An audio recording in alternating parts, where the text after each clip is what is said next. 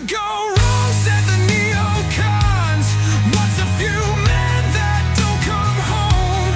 What's a few bombs to the neocons? What's a few lives lost?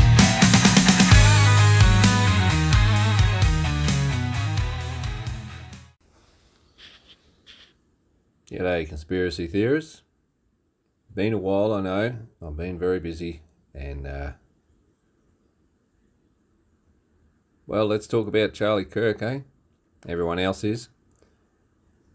Well, not just Charlie Kirk, but who's behind? You know, who gets hold of these left-wing tranny dickheads that have been brainwashed through schools and universities? And well, we know that, you know, they've been brainwashed into thinking people like Charlie Kirk are Nazis or fascists. Now, there's no doubt that the United States has been a fascist country for a long time, the same as Australia and all of Europe. You know, the true description of fascism is basically we'll allow, you know, chosen businesses to run through a licensing system, and we will regulate them and tax the shit out of them. So they're like more like slaves to the government, and then the government will do well off the businesses rather than the customers, and use the money from it to fund their own ideas and line their own pockets. So that's Australia. That's the United States. So Biden was just as much of a fascist as anyone else, and Trump is even more of a fascist when it comes to that sort of thing. But he is a cultural conservative as well. But well, supposedly. I mean, he's increasing the debt just like all the presidents before him, just like he did in his first term. So, you know, but Charlie Kirk was a great supporter of Trump, but he doesn't understand economics. And they've just had the service for him, and hundreds and thousands of people have turned up, and they filled up a stadium with 63,000 people, and they've got to send them down the road into an overflow stadium or something. You know, I haven't read it all, but and it's right what I've seen, that the conservatives or the you know, so-called right wingers. I mean, there is no right winger left, really, because they're all drowning in government debt. But they are praying, they are forgiving the shooter. They're doing the Christian thing. They're peaceful. They're not rioting. They're not smashing up shops and this sort of thing. So it is a stark contrast between the purple-haired fuckwits and the normal people, or the, you know, as normal as you can get these days. So but I want to know, and it's obvious that the deep state, the men that really run the country, probably, you know, are behind these assassinations of conservative speakers these days. So it's a physical war on free speech now, on the message of freedom, peace, and prosperity. And you know, if you say that a woman can't become a man, or vice versa, then you're evil. But I just want to know, when do the conservatives pick up their guns and start shooting at left wingers? Maybe the conservatives are not being manipulated in the background by the deep state. But you know, the United States has a history of civil war. I mean, sooner or later, it's going to be enough is enough. And someone somewhere is going to find out, like Trump's, you know, doing the right thing, like the, you know, what these NGOs, non-government organisation. What the fuck is that? Is it a business or is it the government? What is that? I'd say it's private funding from George Soros and his son and other wankers that think that communism's okay. It's amazing how these people, I suppose, they get wealthy from the fascist system and they think that more of it would be good. But yeah, when do left-wing speakers start to get gun shy? When does the right and the conservatives, when do they say that, all right, let's give you some of your own medicine? I mean, at this point, someone should say, well, all you people that are in blue states that like it there, that like your blue state ideas, stay there, and everyone that thinks like a red stater, move to a red state. This is definitely, like, I mean, one way or another, this is going to happen in the states, and it's obvious that the blue states will collapse because they believe in a flawed system. The blue state people, the people need the red state people to continue to produce, to pay the debt that the government has to push all these ideas. It's obvious that it will collapse, that the debt bubble will get too big, and it's already at the stage where the total output, taken from the hardworking people, the taxes are not only just enough to pay the interest bill on the debt right now. Once you get to that point, if you're working 9 to 5, 6 days a week, and you're only just covering the interest payment on the debt that you owe, you're fucked. And you're continuing to borrow, you're fucked. Once you can't pay the interest, you are well and truly bankrupt. And somehow, somewhere, you're going to default. Well, the government in the United States, with its Federal Reserve, can borrow its own, issue bonds and buy its own debt. But then you're going to get runaway inflation. You're going to get a currency crisis, and it's in the early stages of that now. And that's what's going to bring the place down, like the debased currency in the Roman Empire. That's what's going to bring the place down, I think. And how do you go when you need to borrow money to go to war, when you already can't pay the interest on what you're borrowing? You're borrowing as if you're in a war and you're not, but maybe you are. I'm not sure. I just thinking that's probably happening organically at in one level or another. Some of you may be aware, probably none of you are aware of the Free State Project in New Hampshire, up in the north next to Vermont and Maine, sandwiched between Vermont and Maine, from memory. I'm not an expert on the geography of the United States, but in New Hampshire there's a movement of people that, they've got people in the parliament. They repeal unjust laws, which almost all are. The right to work laws and, right to homeschool your children, right to ride down the road on your Harley Davidson without a helmet, don't have to wear a seatbelt, no gun laws, no gun control, and pretty much the lowest crime in the United States per head of population. Cold in the winter, snows and things like that, but there's a liberty movement where people move from all over the United States. They move to New Hampshire, and they're helped out by the what do they call themselves? Can't remember.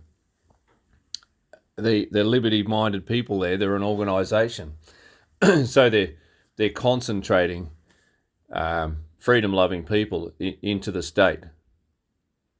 And it's funny, New Hampshire is sort of a swing state between blue and red.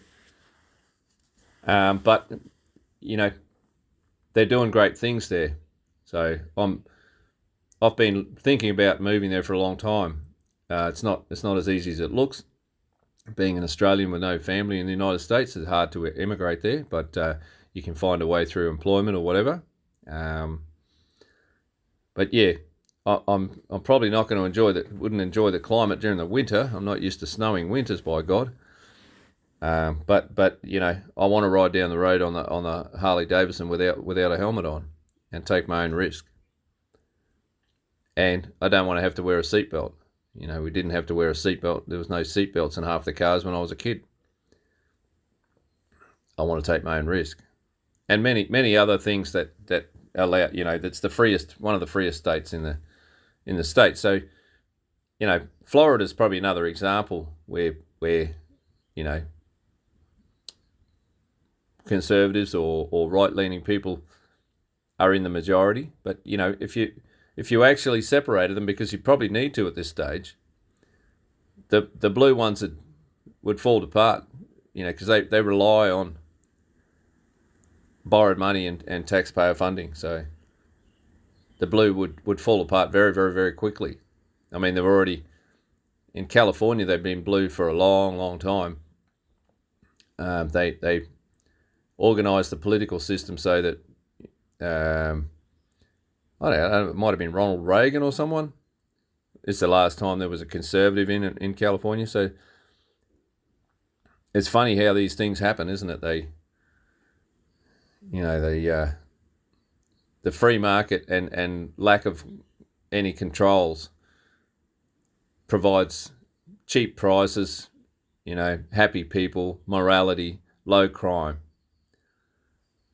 And then it sort of eats itself. When it gets successful enough, the do-gooders come in and say, well, we need to do this, we need to do that, because we need to help these people, we need to do this. And yet they always do it with your money. They never do it with theirs. It's never like, well, that's a great idea, why don't you set up a foundation or something? No, we want the power of the state to implement it. So, and then it just, all those, 100, 200 years of capital starts getting eaten up. And you go from being in the black to in the red. Here's the guinea fowls. I'll just pause there. So there's a war going on. It's a war for your minds, as usual. It's a war for what you think. And it's the obvious conclusion of years and years of brainwashing to see these new people they've created with these stupid ideologies. It's got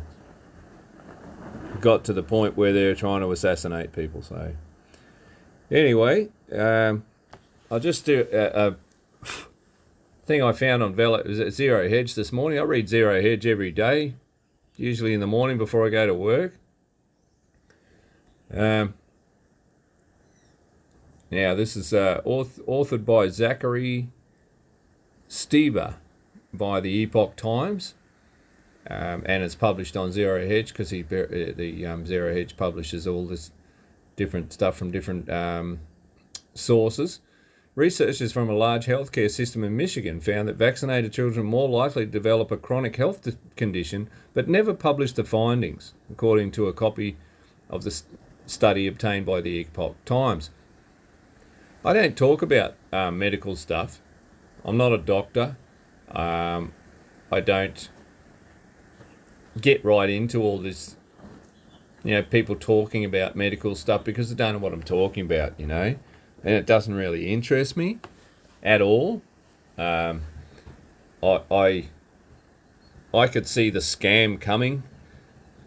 I could see the shutdown of the world and that everybody needs a jab scam. I could see that long before it came out. I could see it coming. I went, no, you drop dead, you assholes. You're not jabbing no fucking shit into me. And so I'm still healthy. But, and apologies to any of you who got tricked into getting some jab from some fucking witch doctor.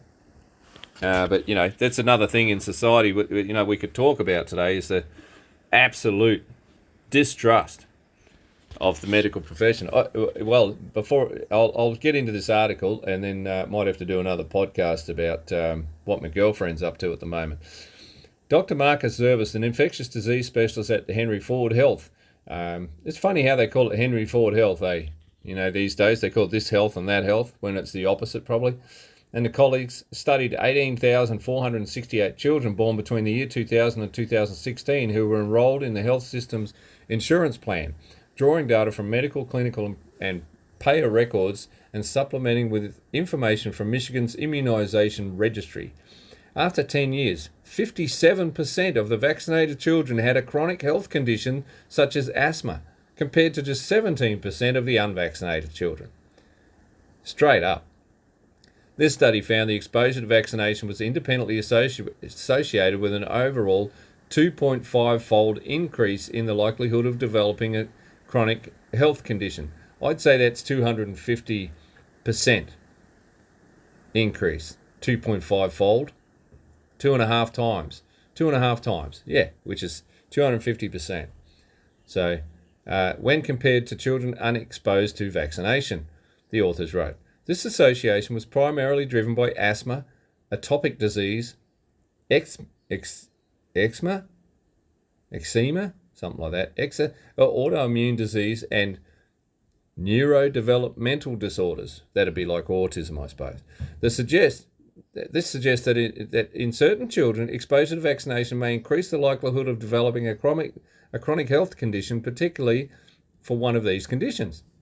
The study was first reported by Aaron Siri, managing partner of Siri and Glimstad LLP, which this month in his book Vaccines Amen, The Religion of Vaccines.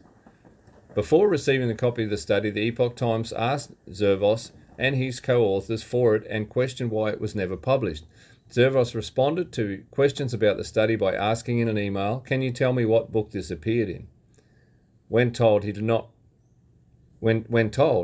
respond further.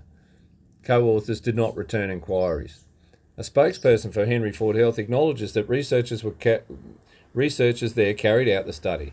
The report was not published because it did not meet the rigorous scientific standards we demand as a premier medical research institution, a spokesperson for Henry Ford Health told the Epoch Times in an email. Data has consistently shown vaccines are safe and effective way to protect children against potentially life-altering diseases.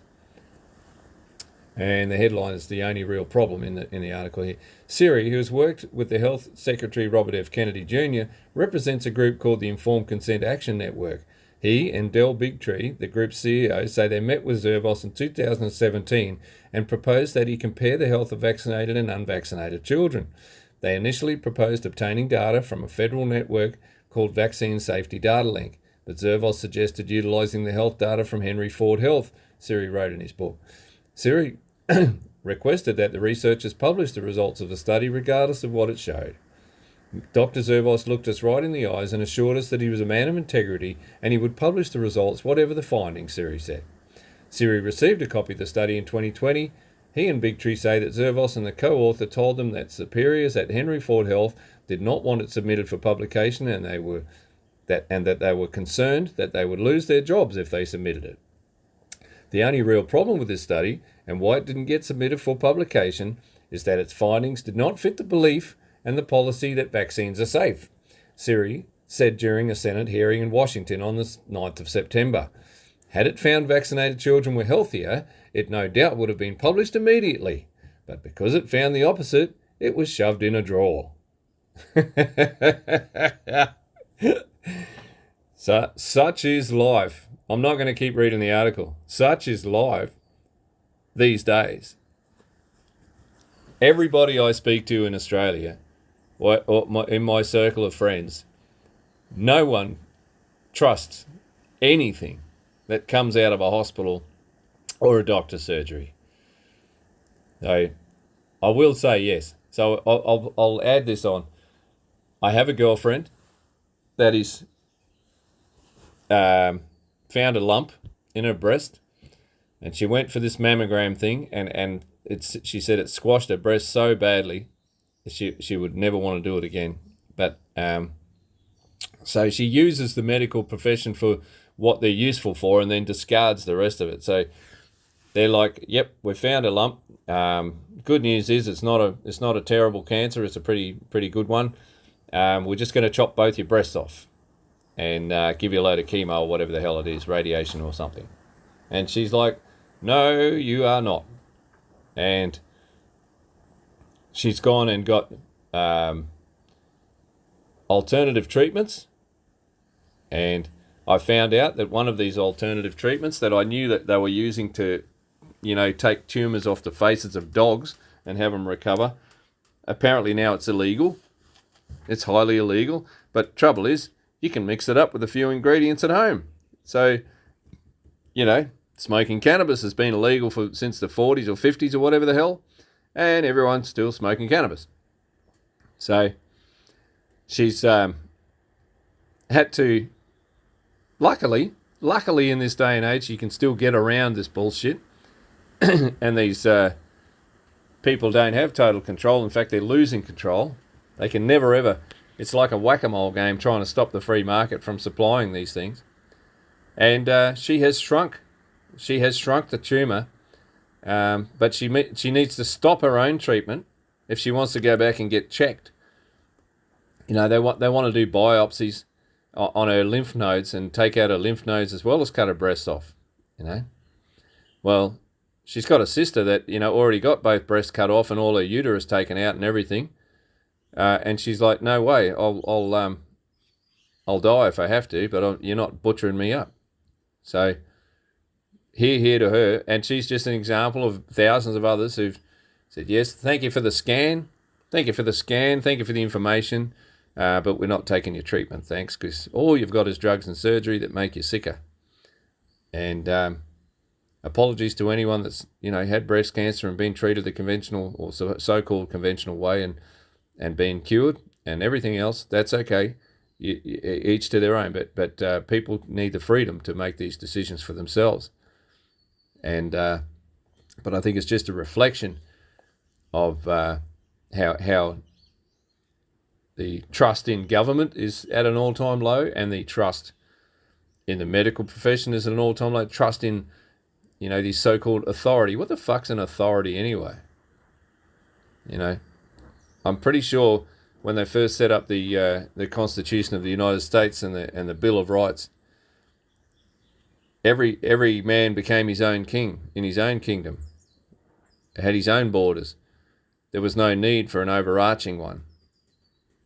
The federal government was very, very small and couldn't do much.